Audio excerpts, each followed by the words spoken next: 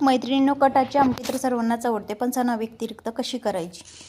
डाळ जास्त पाण्यात टाकून शिजून घ्यायची बऱ्याचशाच वेळ. मैत्रिणींनो, आपले येळवणी कसं तयार झाले ते मस्त अर्धी वाटी डाळीचं येळवणी झालेलं आहे. बऱ्याचशाच वेळ पातेल्यामध्ये उकळून दिल्याच्या नंतर असं येळवणी होतं. आता आपण कटाच्या आमटीचा मसाला पाहतो. थोडंसं तेल टाकून घ्यायचं. तेलामध्ये तसं मस्त असे 2-4 खमंग भाजलेले कांदे त्यावर टाकून त्याच्यातच जायफळ, चक्रफूल, एक विलायची, थोडीशी दालचिनी, लवंग, तसेच थोडी खसखस,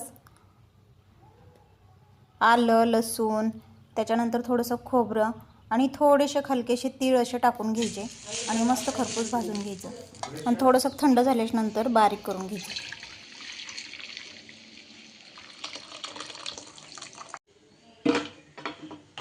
असं बारीक करून घेतलं. तेल गरम करायला ठेवलं, त्याच्यामध्ये कढीपत्ता टाकून घेतला. घरी बनवलेला घाटी मसाला टाकून घेतला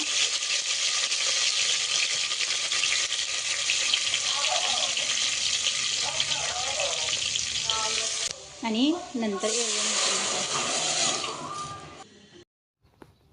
आमटी कढायला टाकल्याच्या नंतर अशी मंद आचेवर 10 ते 20 मिनिटं उकळू दिली आणि ही झाली आपली कटाची आमटी तयार.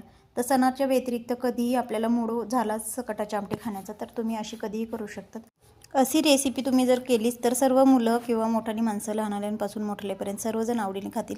तर चला, उद्याच्या व्हिडिओमध्ये नवीन रेसिपीसोबत भेटूया. Bye bye.